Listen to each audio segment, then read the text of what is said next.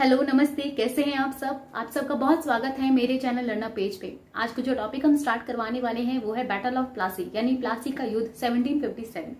इससे पहले वाली वीडियो में मैंने जो आपको बताया था वो ये था कि जो ईस्ट इंडिया कंपनी है वो भारत में 1608 में आई थी। ठीक है, उस समय जो है भारत में मुगलों का शासन था। ठीक है, और साथ में जब ईस्ट इंडिया कंपनी भारत में आई थी तो उससे जो है जहांगीर की परमिशन लेके यानी मुगल शासक की परमिशन लेकर जो है भारत में जो है व्यापार करने की अनुमति मिली थी। उसके बाद जो है उन्होंने यहाँ पे बहुत सारी फैक्ट्रियां लगाई। ठीक है, और तो इसका मतलब ये है कि जब ईस्ट इंडिया कंपनी भारत में आई थी, जब से लेकर 1757 तक भारत में जो ईस्ट इंडिया कंपनी थी वो सिर्फ और सिर्फ एक ट्रेडिंग कंपनी थी। ठीक है, मतलब कि सिर्फ ट्रेडिंग के लिए आई थी। ठीक है, अब इसके बाद सवाल उठता है कि कैसे जो है एक ट्रेडिंग कंपनी जो है पॉलिटिकल पावर बन गई और कैसे जो है उसने जो है भारत पर, इंडिया पर जो है अपना एम्पेरियलिज्म स्टैब्लिश कर लिया, यानी साम्राज्यवाद कैसे स्थापित कर लिया, उसके बारे में हम जो है पढ़ने वाले हैं। प्लासी जो का ये जो युद्ध है वो कह सकते हैं कि जो ब्रिटिश ईस्ट इंडिया कंपनी जो भारत में जो उसने जो अपना साम्राज्यवाद स्थापित किया है, जो अपना एम्पेरियलिज्म स्थापित किया है, उसका जो है फर्स्ट स्टेप जो है हम कह सकते हैं कि प्लासी का युद्ध था। ठीक है, मतलब प्लासी की युद्ध के द्वारा उसने जो है ऐसी बहुत सारे पॉलिटिकल जो पावर्स हैं उसके ऊपर जो है अपना कंट्रोल कर लिया था। ठीक है, इस प्लासी के युद्ध के बारे में जो है अच्छे से जानने से पहले हम सबसे पहले इसकी जो है ऐतिहासिक पृष्ठभूमि जान लेते हैं, जिसको जानने के बाद जो है हम अच्छे से जो है इस टॉपिक को और समझ पाएंगे। ठीक है, ठीक है, ऐतिहासिक पृष्ठभूमि यानी हिस्टोरिकल बैकग्राउंड के बारे में जो है हम इसमें 3-4 पॉइंट जो है हमें याद करने की बहुत ज्यादा जरूरत है, जानने की बहुत ज्यादा जरूरत है। सबसे पहली चीज तो हमें ये याद करने की जरूरत है कि कि उस समय जो है मुगल शासक जो थे औरंगजेब 1707 में जब उनकी मृत्यु हो जाती है, उसके बाद से उसी समय जो है मुगल शासन का जो है पतन होने लगता है। पतन होने का मतलब ये है कि उसके बाद जो भी शासक आते हैं, जो भी मुगल शासक आते हैं, वो सभी जो है इतने ज्यादा जो है स्थिर नहीं होते, इतने ज्यादा शक्तिशाली नहीं होते, बहुत ज्यादा कमजोर होते हैं। और जिस वजह से वहां के जो राज्य हैं, जो मुगल साम्राज्य में जितने भी जो है राज्य थे, जितने भी क्षेत्र थे, वो सभी जो है अलग अलग होने में जुट जाते हैं और सभी जो है अपना अपना जो है इंडिपेंडेंट जो है स्टेट एस्टैब्लिश करने में जो है लग जाते हैं। ठीक है, सब दूसरी चीज हमारे जो है इम्पोर्टेंट जो हमें जानने की जरूरत है वो ये है कि उस समय जो है बंगाल भी एक ऐसा क्षेत्र था जो अलग होना जो है चाहता था औरंगजेब की मृत्यु के बाद। और जो बंगाल जो है कितना बड़ा था उस समय, वो इम्पोर्टेंट बात है। उस समय जो वैसे जो प्लासी का युद्ध है वो बंगाल का जो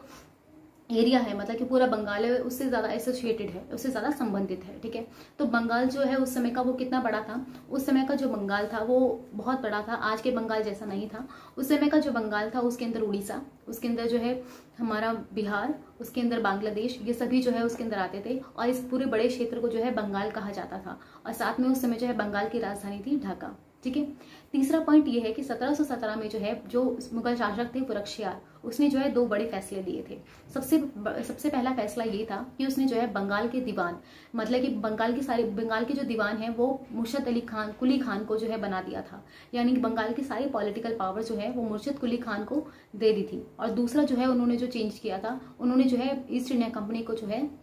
बंगाल में जो है व्यापार करने की, ट्रेड करने की जो है छूट दे दी थी बिना किसी टैक्स के। जी हाँ, उन्होंने जो है ईस्ट इंडियन कंपनी के ऊपर से जो है सारे टैक्स जो है हटा दिए थे और सिर्फ 3000 पर एनम जो है उन्हें जो है टैक्स पे करना होता था। अप्रोक्सीमेटली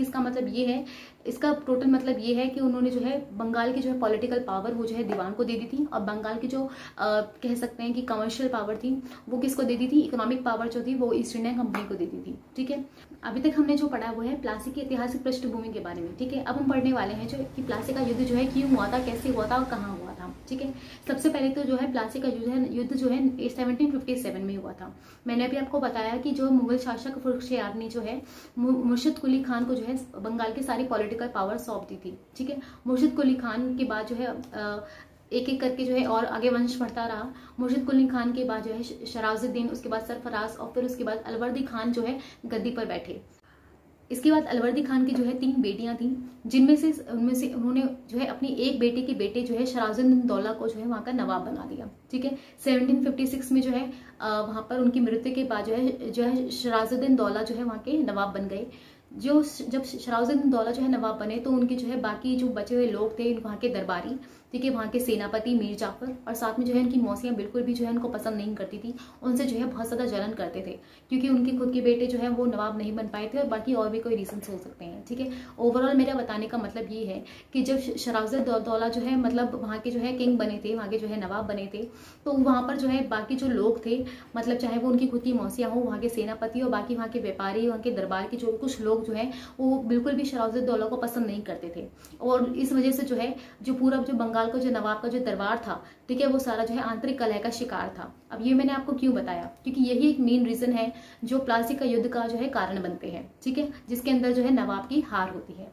ठीक है। अब हम आगे पढ़ते हैं कि जब 1756 में जो है जब ब्रिटिश ईस्ट इंडिया कंपनी और साथ में जो है जो फ्रेंच ईस्ट इंडिया कंपनी जो है वो अपने किले बना रही थी, अपने किलों की किलेबंदी कर रही थी, ठीक है। किले, अब किले कैसे बन रहे थे, जो ईस्ट इंडिया कंपनी जब यहाँ पर आई थी तो वो यहाँ पर जो है अपने फैक्ट्रीज खोलेंगी, अपने डिपार्टमेंट्स खोलेंगी, तो डिपार्टमेंट्स की जगह उस समय क्या खुलते थे, किले खुलते थे, मतलब किले बनते थे और उनकी जो है किलाबंदी होती थी। तो उस समय जो है ब्रिटिश ईस्ट इंडिया कंपनी और साथ में जो है फ्रेंच ईस्ट इंडिया कंपनी जो है अपने किलेबंदी कर रही थी, क्योंकि उन लोगों के बीच में युद्ध होते रहते थे, ठीक है। तो क्या हुआ था कि जब शराफुद्दीन दौला ने ये बात देखी कि भाई ये लोग तो यहाँ पर अपने किले बनाए हैं, किलेबंदी कर रहे हैं, यहाँ पर अपना प्रशासन जो है बना रहे हैं, तो उन्होंने जो है बिल्कुल आदेश जारी कर दिया कि कोई भी व्यक्ति जो है यहाँ पर जो है कोई भी जो है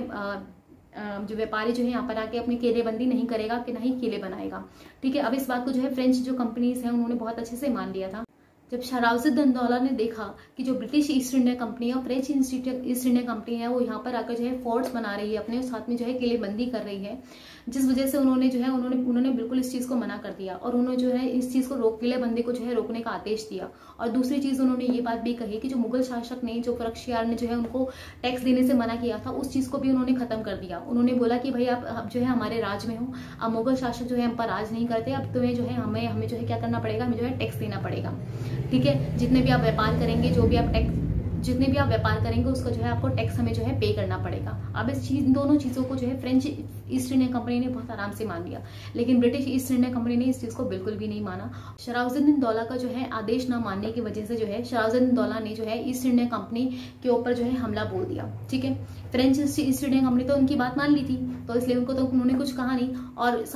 जो ईस्ट इंडिया कंपनी ने उन्होंने उसकी बात नहीं मानी, तो जिस वजह से उन्होंने उसके ऊपर जो है हमला बोल दिया, और जिसमें जो है अंग्रेजों की हार हुई, ठीक है। और साथ में यहाँ पर एक और ट्रेजेडी सामने आती है, वो है ब्लैक होल ट्रेजेडी। क्या नाम है उसका, ब्लैक होल ट्रेजेडी। अब ब्लैक होल ट्रेजेडी क्या थी, ऐसा माना जाता है एक इंग्लिशमैन था जिसका नाम था हॉलवेल, जिन्होंने ये बात बताई कि जो शराफुद्दीन दौला के जो लोग हैं उन्होंने क्या किया था, उन्होंने उसी किले के अंदर एक छोटे से कमरे में जो है 142 या फिर 146 लोगों को जो है बंद कर दिया था, और जिस वजह से जो है वो सभी लोग जो है घुटकर मर गए, जिसमें से सिर्फ 23 लोग बचे, उनमें से एक व्यक्ति जो है वो हॉलवेल था, ठीक है। अब ये बात सच्ची थी या झूठी थी, इस बात को कोई नहीं जानता, ठीक है। अब ये बात जो है एक अफवाह भी हो सकती है, इसे जो है ब्लैक होल ट्रेजेडी कहा जाता है, ठीक है। इसके अलावा जब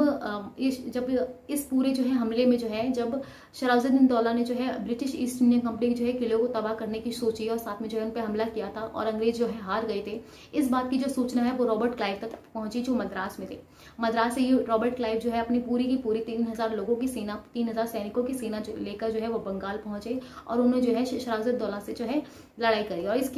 इन दोनों के बीच में जो भी संघर्ष हुआ था उसको खत्म करने के लिए जो है उनके बीच में एक संधि हुई थी जिसका नाम था अलीपुर संधि, ठीक है। अब अलीपुर इसका नाम क्यों कहा जाता है, उस समय जो है शराफुद्दीन दौला ने जो है उस समय उन नवाबों ने जो है क्या किया था, कोलकाता को जो नाम है वो अलीपुर रख दिया था, ठीक है। तो इसलिए इस संधि को जो है अलीपुर संधि कहा जाता है। इस संधि के बाद जो है ब्रिटिश ईस्ट इंडिया कंपनी को जो है अपने सारे जो है अधिकार वापस मिल गए थे, जिसके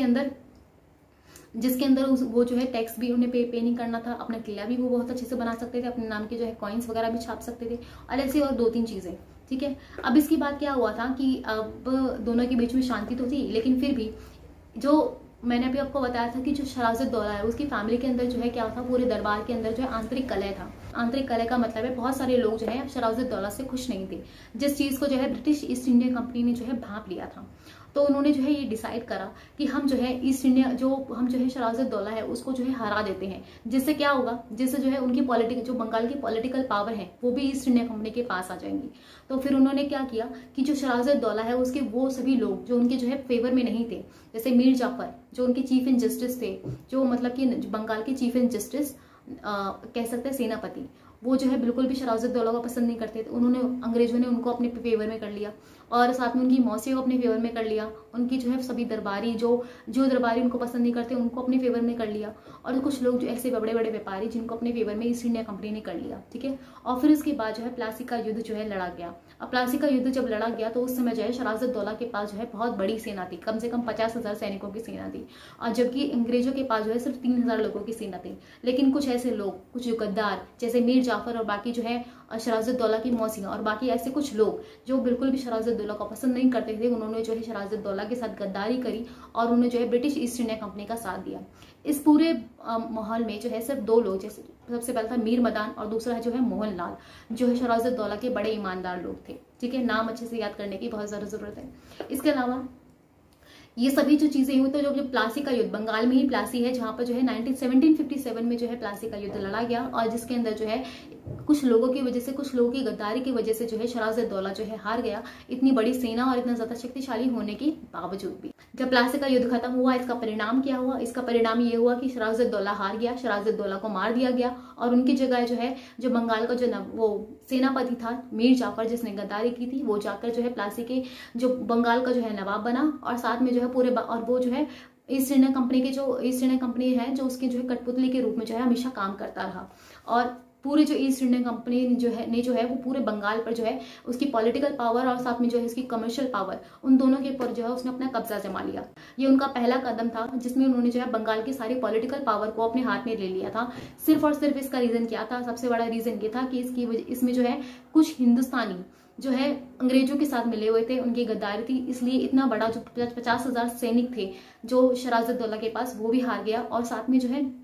ब्रिटिश ईस्ट इंडिया कंपनी जो यहाँ के नहीं थे और जिनके इरादे भी खराब थे, और साथ में वो उनके पास सिर्फ और सिर्फ 3,000 की सेना थी, वो लोग भी जीत गए, ठीक है। आई होप कि आपको इस वीडियो में बताई हुई सारी इन्फॉर्मेशन जो है समझ में आई हो। अगर आपको वीडियो अच्छी लगी हो तो please like, share and subscribe करें, और आगे की मेरी वीडियोस को देखने के लिए मेरे साथ जुड़े रहें। Thank you.